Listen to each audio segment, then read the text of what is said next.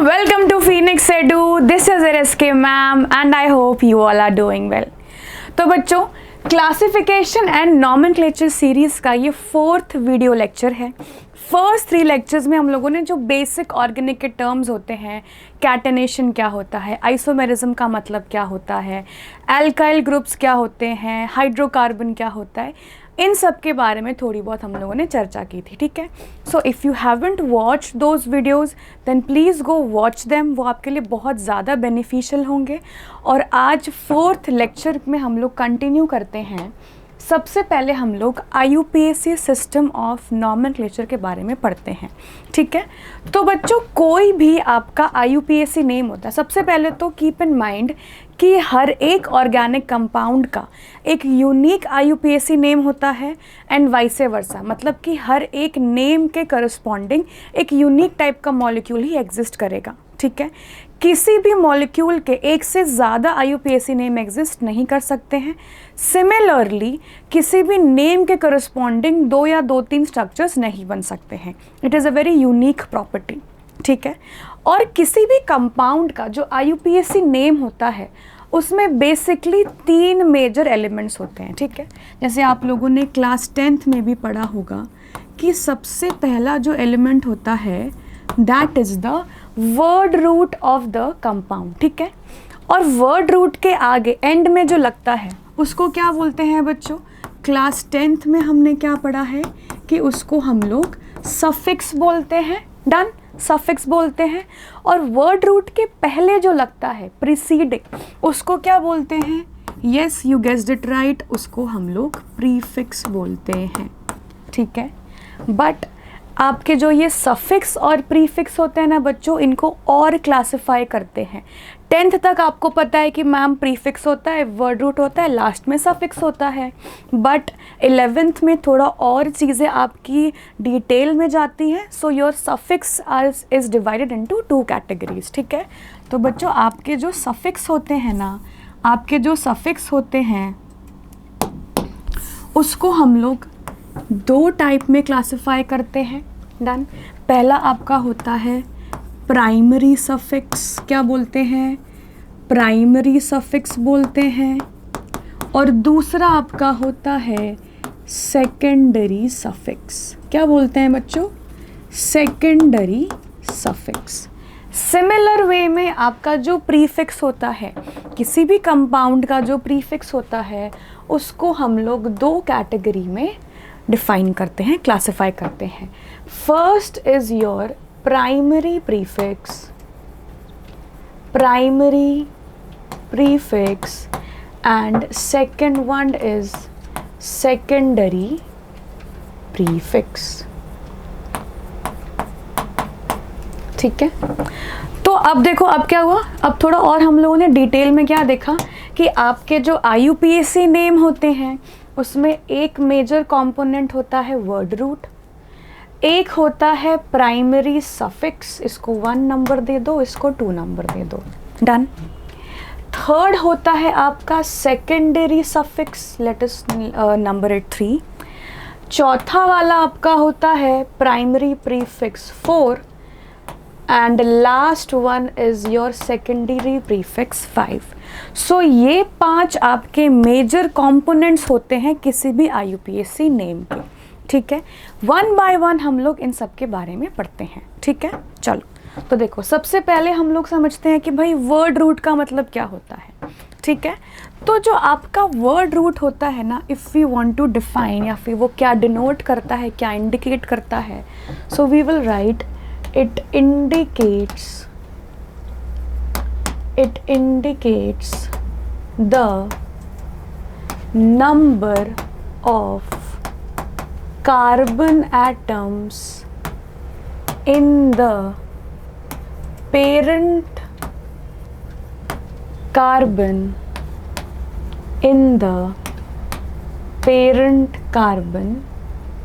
Chain, जिसको हम लोग अब आगे फर्दर लेक्चर्स में PCC बोलेंगे। ठीक है, तो जो आपका वर्ड रूट होता है वो बताता है कि आपके पेरेंट कार्बन चेन में कितने सारे आपके कार्बन एटम्स होंगे। So now the question arises कि भाई ये पेरेंट कार्बन चेन क्या होती है ना? तो देखो पेरेंट कार्बन चेन को बताओ हम लोग कैसे डिफाइन करते हैं.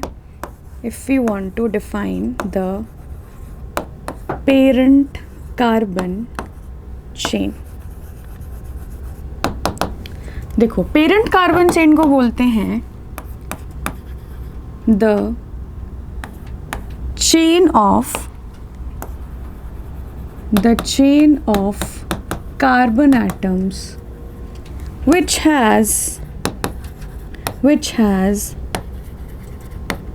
maximum number of carbon atoms and it includes unsaturation, मतलब आपके कार्बन कार्बन डबल बॉन्ड या फिर carbon carbon triple bond and functional groups. ठीक है, फंक्शनल ग्रुप्स.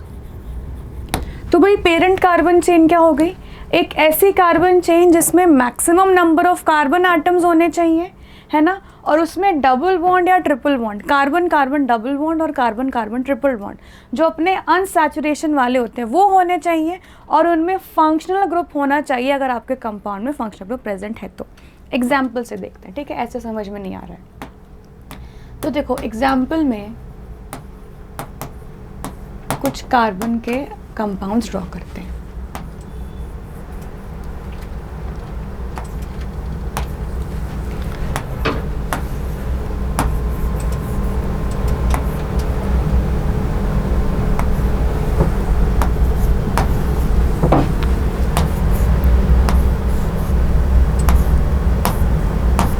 देखो ये 3 अपने पास कार्बन के कंपाउंड्स हैं. ठीक है, आपको बताना है इसमें से पेरेंट कार्बन चेन हम किसको बोलेंगे.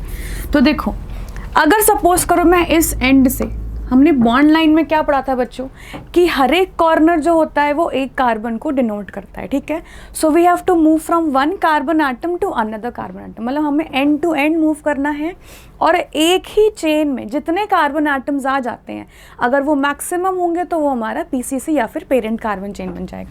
तो देखो 1 2 3. अब देखो ये जो जंक्शन वाला कार्बन है, नीचे एक ही कार्बन है, आगे और सारे कार्बन है. अपने को मैक्सिमम चाहिए ना तो हम लोग आगे मूव करेंगे. सो दिस इज और 4th 5 6 7. तो देखो आपके जो maximum carbon atoms one and से दूसरे एंड पे मूव करने पे जितने भी कार्बन एटम्स जिस चेन में आएंगे अगर वो मैक्सिमम होगा तो उसको क्या बोलेंगे बच्चों? पीसीसी बोलेंगे. ठीक है, तो ये जो मैंने एनसर्कल की है ये इस कंपाउंड की पेरेंट कार्बन चेन या फिर पीसीसी है. ठीक है, अब ध्यान से देखो आपके पूरे कंपाउंड में एक ये कार्बन और एक ये कार्बन बेचारा ये लेफ्ट आउट हो गया ना, ये पेरेंट कार्बन चेन का पार्ट नहीं बना है. तो जो पेरेंट कार्बन चेन का पार्ट नहीं बनता है वो क्या बन जाता है? साइड चेन बन जाता है, साइड चेन बन जाता है. ठीक है, तो this is your side chain and this is also your side chain. अच्छा, साइड चेन को ही हम लोग क्या बोलते हैं? सब्स्टिट्यूएंट बोलते हैं. ठीक है, तो आप उसे साइड चेन बोलो चाहे आप उसे सब्स्टिट्यूएंट बोलो, एक ही बात हो रही है. डन. तो ये आपका जो मैंने एनसर्कल किया है दैट इज और पीसीसी और पेरेंट कार्बन चेन, और जो रिमेनिंग जो लेफ्ट ओवर हो जाता है, जो लेफ्ट आउट होता है, जो पीसीसी में इंक्लूड नहीं हो पाता, उसको क्या बोलते हैं बच्चों? उसको हम लोग साइड चेन बोलते हैं. ठीक है, चलो सेकंड वाले कंपाउंड में देखो. सेकंड वाले में देखो, पहली बात तो डबल बॉन्ड अगर आपके कंपाउंड में प्रेजेंट है it must be a part of your PCC. ठीक है, तो इसको इंक्लूड करना है. ये कार्बन है, ये कार्बन है. अगेन जंक्शन पे कहाँ जाएंगे? लॉन्गेस्ट कार्बन चेन में. तो ये आपका बच्चों क्या है? This is your parent carbon chain, and ये वाला जो मिथाइल है जो पेरेंट कार्बन चेन का पार्ट नहीं बन पाया है, ये क्या बन गया आपका? ये बन गया साइड चेन. चलो थर्ड वाले में आप बताओ क्या होगा? थर्ड वाले में देखो अगर हम लोग एक एंड से दूसरे एंड पे मूव कर रहे हैं, लंबी कार्बन चेन भी नीचे है और डबल बॉन्ड भी नीचे है, तो वहाँ तो पीसीसी होगी ही.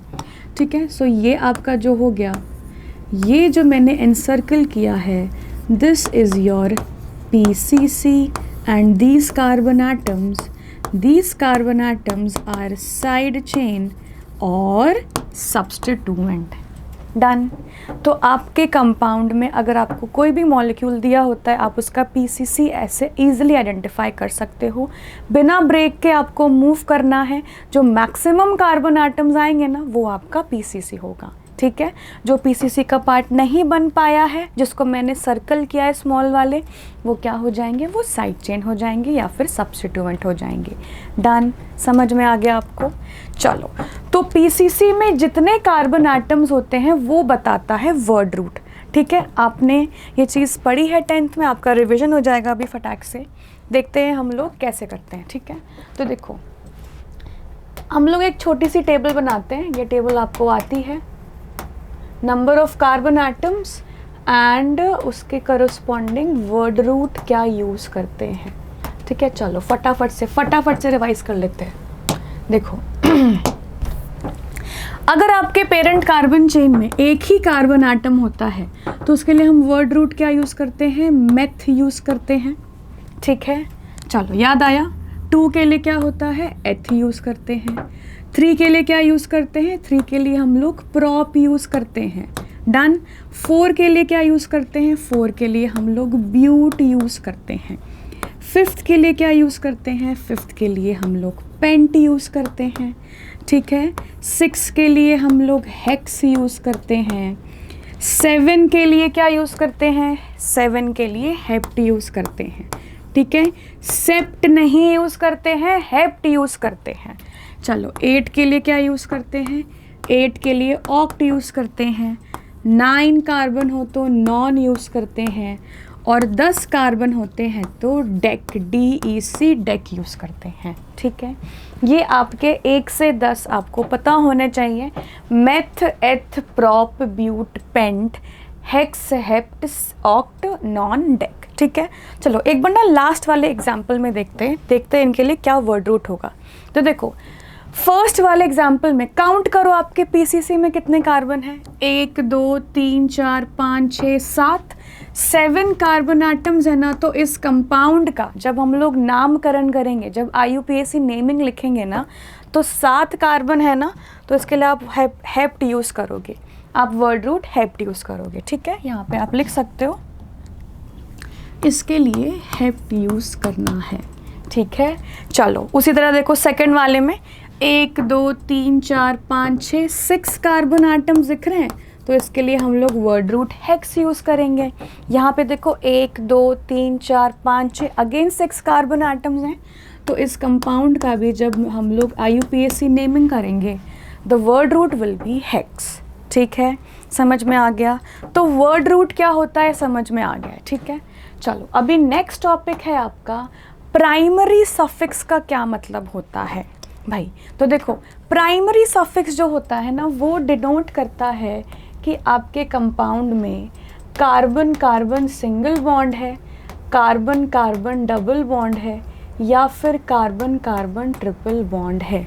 किस में, पीसीसी में। ठीक है, इट डिनोट्स कि आपके कंपाउंड में कार्बन कार्बन सिंगल बॉन्ड है कि कार्बन कार्बन डबल बॉन्ड है, क्या कार्बन कार्बन ट्रिपल बॉन्ड है इन द पीसीसी। ठीक है, एग्जाम्पल से देखते हैं। इसके लिए भी एक आपको टेबल बनानी है। देखो टेबल में क्या होता है, टाइप ऑफ बॉन्ड, और उसके लिए हम लोग प्राइमरी प्रीफिक्स क्या यूज़ करेंगे, प्राइमरी सफिक्स, प्राइमरी सफिक्स क्या यूज़ करेंगे। ठीक है, तो देखो ध्यान से देखो, अगर आपके कंपाउंड में एक कार्बन कार्बन सिंगल बॉन्ड होता है, अगर आपके कंपाउंड में एक कार्बन कार्बन सिंगल बॉन्ड होता है, तो हम लोग प्राइमरी सफिक्स क्या यूज़ करते हैं बच्चों, एन यूज़ करते हैं। Done.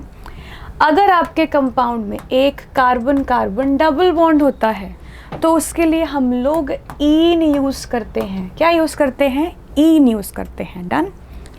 If your compound has carbon carbon triple bond, ठीक है, तो उसके लिए हम लोग आइन यूज़ करते हैं।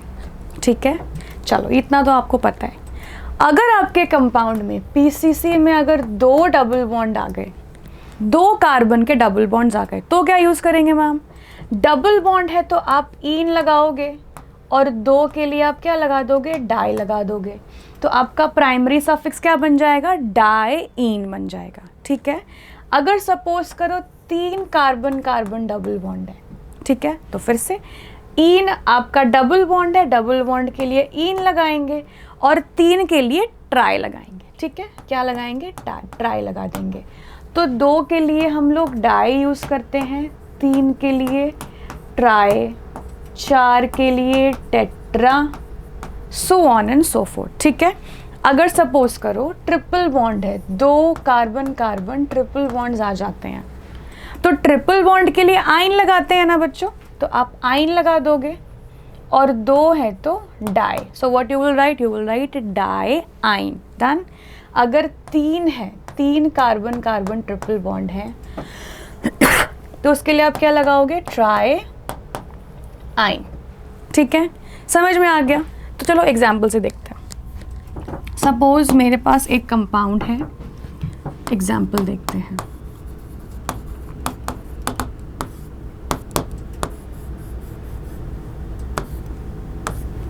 ठीक है, और एक मेरे पास है ये, एंड थर्ड वाला है मेरे पास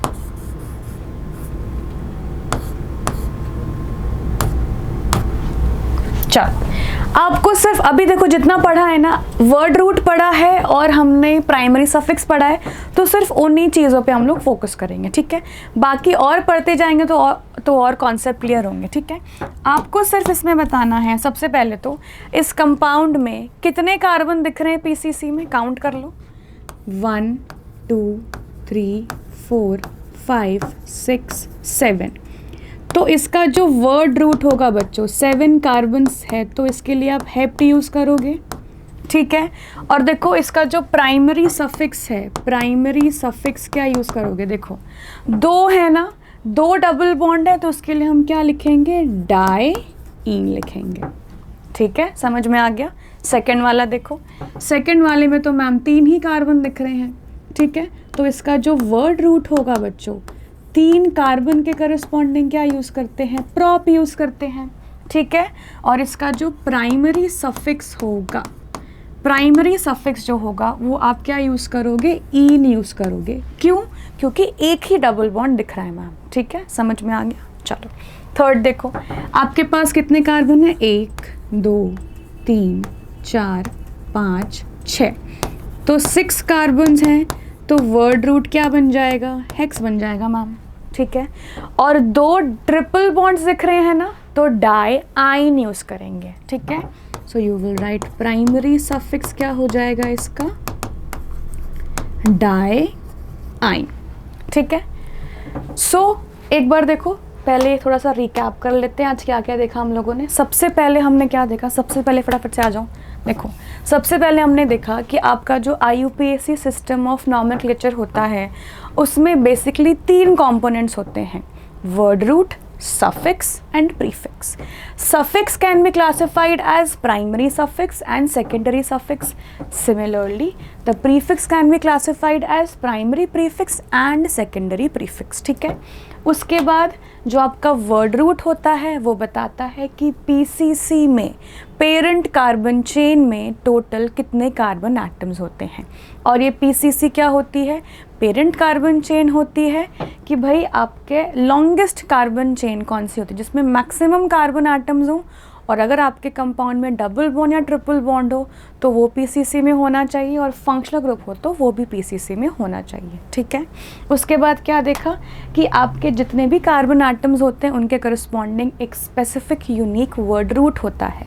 एक कार्बन के लिए मेथ यूज़ करते हैं, 2 के लिए एथ, 3 के लिए प्रॉप, 4 के लिए ब्यूट, 5 के लिए पेंट, 6 के लिए हेक्स, 7 के लिए हेप्ट, 8 के लिए ऑक्ट, 9 के लिए नॉन और 10 के लिए डेक। ठीक है, so this is about your word root.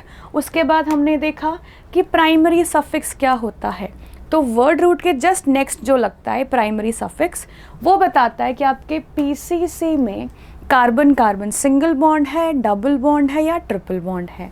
ठीक है, तो अगर एक कार्बन कार्बन सिंगल बॉन्ड होता है तो हम लोग एन यूज़ करते हैं, अगर एक कार्बन कार्बन डबल बॉन्ड होता है तो उसके लिए इन यूज़ करते हैं, कार्बन कार्बन ट्रिपल बॉन्ड के लिए आइन यूज़ करते हैं, अगर आपके कंपाउंड में 2 कार्बन कार्बन डबल बॉन्ड होते हैं तो डबल बॉन्ड के लिए इन लगाएंगे, 2 के लिए डाई लगाएंगे, 2 के लिए डाई, 3 के लिए ट्राई, 4 के लिए टेट्रा, ठीक है।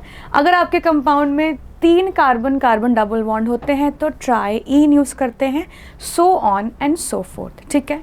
सो बच्चों, आज के लेक्चर में सिर्फ इतना ही। आई होप आपके लिए ये सब चीज़ें काफ़ी यूज़फुल रही होंगी और thank you so much for your time.